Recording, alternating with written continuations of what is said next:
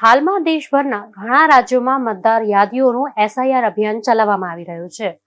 આ મતદારોની ચકાસણી માટે ફોર્મ ભરવાનું કહેવામાં આવી રહ્યું છે. આ દરમિયાન સાયબર ગુનેગારો એસઆઈઆર પ્રક્રિયાની આડમાં લોકોને પોતાનો શિકાર બનાવી રહ્યા છે. આવી સ્થિતિમાં વાસ્તવિક અને નકલી એસઆઈઆર પ્રક્રિયા વચ્ચેનો તફાવત સમજવો ખૂબ જ જરૂરી છે. આજે આપણે વાત કરીશું કે સાયબર ફ્રોડ જે કરે છે તે સ્કેમમાં લોકોને કેવી રીતે ફસાવે છે અને આ સ્કેમમાંથી બચવાના કયા રસ્તા છે.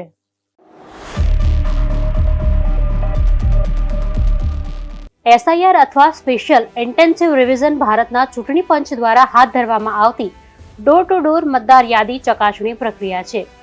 ઈસીઆઈ અનુસાર આ ઝુંબેશનો મુખ્ય ઉદ્દેશ સંપૂર્ણપણે સચોટ મતદાર યાદી બનાવવાનો છે, જેમાં દરેક યોગ્ય મતદારના નામની યોગ્ય ગણતરી કરવામાં આવે છે અને કોઈ પણ ડુપ્લિકેટ, નકલી અથવા અયોગ્ય નામને બાકાત રાખવામાં આવે છે.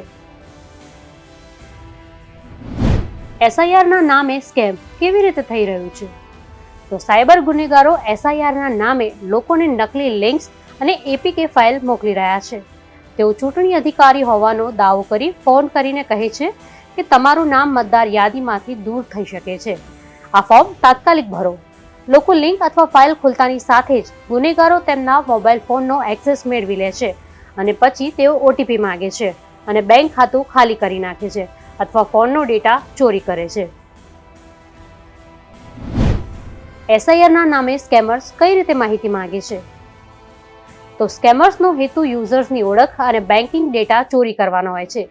તેથી તેઓ એસઆઈઆરની આડમાં સંવેદનશીલ માહિતી માંગે છે, જેમ કે પૂરું નામ, સરનામું, આધાર કાર્ડની વિગતો, મોબાઈલ નંબર, બેંક ડિટેલ અને તેના પર મેળવેલો ઓટીપી. જો ભૂલથી ઓટીપી આપી દીધો હોય તો શું થશે? તો ઓટીપી પ્રાપ્ત કર્યા પછી સ્કેમર્સ તમારા મોબાઈલ, વોટ્સએપ, ઈમેલ અને બેન્કિંગ એપ્લિકેશનનો એક્સેસ મેળવવાનો પ્રયાસ કરી શકે છે. આવા કિસ્સાઓમાં તાત્કાલિક તમારા બેંકના કસ્ટમર કેર નંબર પર કોલ કરો અને બધી ઓનલાઈન જે ટ્રાન્ઝેક્શન છે તે સેવાઓને અસ્થાયિત રૂપે અવરોધિત કરો. તમારા મોબાઈલ પરના બધા એકાઉન્ટ્સ માટે તમારો પાસવર્ડ, યુપીઆઈ પિન અને લોગિન બદલો અથવા તાત્કાલિક 1930 પર કોલ કરી ફરિયાદ નોંધાવો. જો કોઈ એસઆઈઆરના નામે સ્કેમનો ભોગ બને તો તાત્કાલિક શું કરવું જોઈએ? તો જો તમે એસઆઈઆરના નામે કોઈ પણ ઓનલાઈન છેતરપિંડીનો ભોગ બનો છો તો કોઈ પણ વિલંબ કર્યા વિના તાત્કાલિક પગલાં લો. બેંક, વોલેટ કાર્ડ અને જે ટ્રાન્ઝેક્શન છે તે તાત્કાલિક બ્લોક કરો. કસ્ટમર કેરમાં કોલ કરો અને કાર્ડ, યુપીઆઈ અથવા નેટ બેન્કિંગની સેવાઓ બંધ કરો. કોઈ પણ અજાણી એપ્સ જેમ કે SIR.APK તાત્કાલિક અનઇન્સ્ટોલ કરો. ફોન રિસ્ટાર્ટ કરો અને જો જરૂરી હોય તો ફેક્ટરી રીસેટ કરો. ઈમેલ, યુપીઆઈ, બેન્કિંગ એપ્સ અને સોશિયલ મીડિયાના પાસવર્ડ તાત્કાલિકપણે બદલી કાઢો. તાત્કાલિક સાયબર ક્રાઇમ હેલ્પલાઇન 1930 પર કોલ કરો. ફરિયાદ જેટલી જલ્દી નોંધાય, પૈસા પાછા મળવાની શક્યતા પણ એટલી વધી જાય છે. Screenshot, call record, message, links વગેરે જેવા પુરાવા અપલોડ કરો અને તમારા નજીકના સાયબર પોલીસ સ્ટેશનમાં પણ હાજર કરો.